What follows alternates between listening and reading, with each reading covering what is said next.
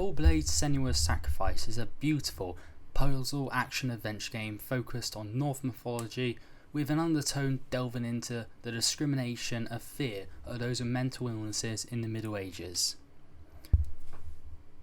Developed and published by Ninja Theory, this game managed a spectacular story, promotional campaign, brilliant graphics and industry-leading technology, while topping the PS4 sale charts, all while having only a $10 million budget and a main team of roughly 20. Now, before talking about Hellblade, we need to discuss why a development team would choose to fund and publish a AAA game themselves, as without the backing of a big studio to take the fall of a commercial flop, you leave yourselves open to bankruptcy if your game fails. So, Ninja Theory started back in 2003 with a small little fighting game called Kung Fu Chaos, which received good player feedback, however poor critical reception and wasn't exactly a financial hit, which caused the studio's first single player game, Heavenly Sword, to have monetary problems as the studio was running out of money before the game was released. This caused them to reach out to Sony, who made a deal with them to acquire the IP in exchange for remaining funds for the game, making it also a PS3 exclusive. However, while having mostly positive feedback from the critics and players, it was not financially successful, causing Sony to lose faith in the IP and them to refuse to fund a sequel to the game, which Ninja Theory had wished to develop.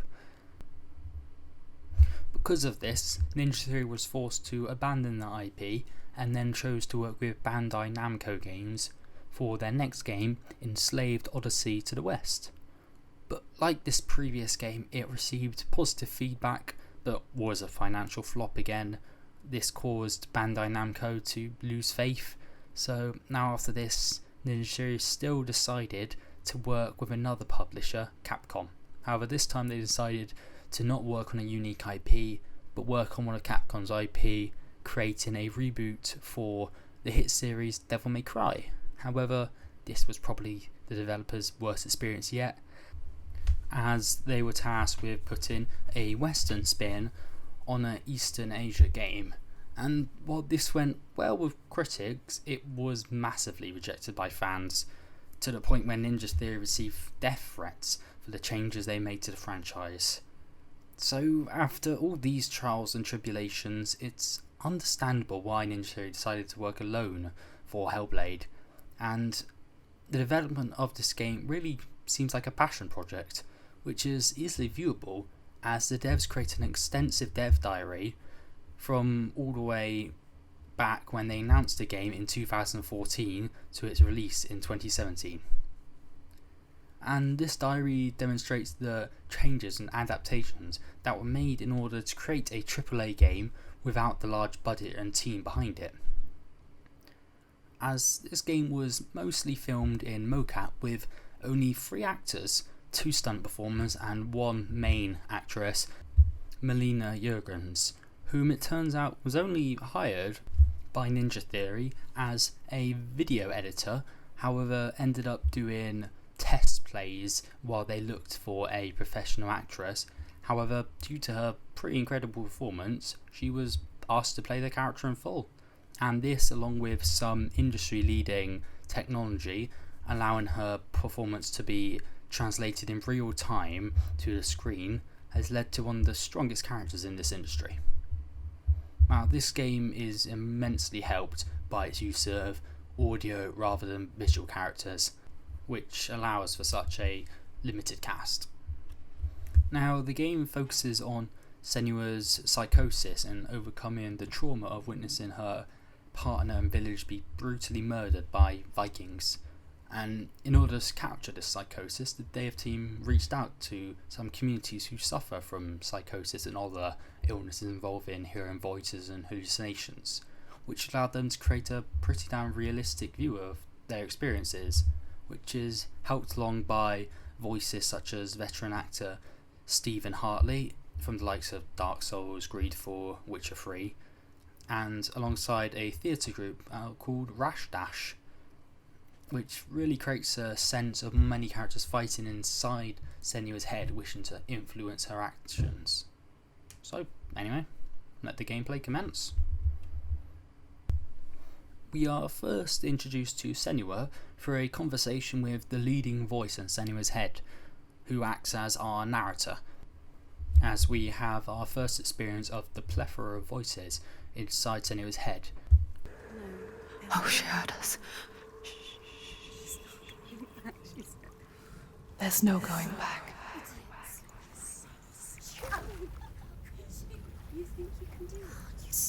You can't. Which creates a really unique experience through the use of 3-directional audio in the headphones. Now, Senua seems to be carrying a head of someone called Dillian on her waist. Bit strange, but after this we are introduced to her mentor Druth, who is given dialogue throughout the game through carvings that we have to focus on, and these carvings allow him to give a monologue on characters, the world, the story that we're playing in.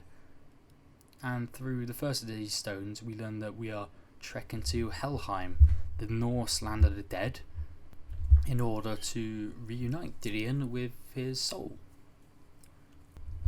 And after this we are introduced to another form of Senua's psychosis, the darkness, and this follows us through the entire game and will be the driving antagonist through the majority of it. Now, coming on to a beach, I see this game is pretty damn impressive for its budget and independence from big studios. And then we learn that Dillian's soul is currently being guarded by Hela, the goddess of Helheim. Now we are introduced to the game's puzzle aspect, which I find pretty nice, and it focuses on shifting your perspective, which later in the game ties into Senua's psychosis, as it involves seeing past mental fabrications and witnessing the true landscape. But for now, all I must do is locate a rune by recognising it on a pattern of rocks. So eventually we make it to the gate to Helheim. However, the darkness catches up with us as we do, and we have our first fight scene. Now, these fight scenes are normally against Northmen, and this game prioritises fast movement and dodges to defeat your larger opponents. However, in this first fight, Senua is overwhelmed until she's defeated, and we're shown a nice little mechanic, which is that every time you die, it is actually a vision of the future, and each time this happens, the darkness, which is now latched onto your body, will spread up your arm, and if it reaches your head, all progress is lost and you have to restart, which is a nice little spike of difficulty into the game, I guess. I would also point out that this game has no traditional tutorial, which I take as a positive, as it builds up its fights and puzzles with only the voices in Senua's head as hints, and it mainly relies on you to use your own intuition to complete it. While this is good for most of it, it did stump me later in the game, which we'll get to when it comes to that. But for now, Druth tells us that we must slay two gods, the god of illusion, Valravn, and the god of fire, Surtur, in order to open the gate to Helheim. And I first decide to face Valravn. Now it seems that before you face these gods you've got to go through 4 or so puzzle rooms, and then after each puzzle room defeat some Northmen, which is fine as I've enjoyed doing both. And the little gimmick in Valravn's rooms is that you must look through gates to change the landscape. So after solving Valravn's puzzles and defeating more and stronger Northmen, which all took roughly like an hour and a quarter, we now get to face Valravn, which isn't the hardest fight. You just need to learn his attack moves and how to dodge them, or which ones you can counter, or at least it wouldn't have been the hardest if I actually understood a mechanic of the game. As earlier I mentioned, the game doesn't give you a tutorial. Well, before this fight we unlock a new ability which turns out allows you to slow time, allowing for easy attacks. However, it took me around 2.5 deaths to figure out that this is what the ability did. Due to the game not really being clear, or my own stupidity, I can't say, but I finally figured it out, and after that I defeated Valravn. So, now it's on to Surta. Now, Surta's puzzles are about finding multiple runes per room by changing your position to cause the environment to make the shape needed. And there are also several firestones which activate an entire firestorm in the area, causing you to have to run away before you just burn to death. Now, in order to fight Surta, unlike Valravan, who relied on fast movement range attacks, Surta relies on his bulk and just pure strength, which I find easier, as although his attacks are a lot stronger if they connect, they're easier to dodge. So I managed to defeat him first try, and after this I finally get to the gate of Helheim and open it, where I have a mindfuckery by a voice called the Shadow, who shows us Senua's village and her partner Dillion after they were brutally murdered by the Northmen, and implores Senua to retrieve Dillion's soul, no matter the cost. So after this, I head along the bridge to Helheim, where we find some more Northmen, complete a few puzzles, and then make it to the final entrance, where things don't exactly go so well. It's coming. This is your moment.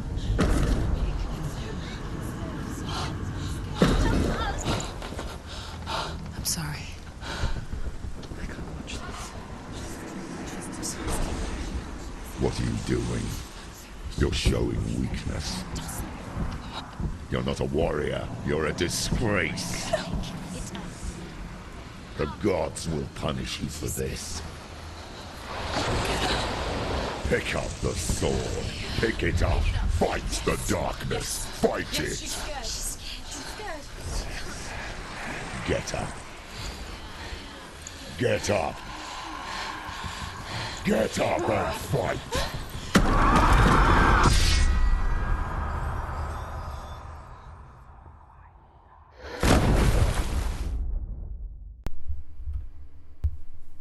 So after this, I've felt I'd gone through enough of the game to give it a fair review, and I personally think this is a pretty extraordinary game. With its unique premise and lack of characters, allows you to feel like another voice in Senua's head. And this game has me intrigued to find out the cause of Senua's psychosis and whether she overpowers it or it overpowers her. And I would again praise the sound design for one of the most unsettling audio trips that I've ever had in gaming, which really needs to be played to understand what I mean by it. However, I don't think this game is for everyone, as if you like a more fast-paced action game, this probably isn't for you, as it delves more into characters and can be a bit of a slow burn at time, but I felt that it was enjoyable and I enjoy character-driven games.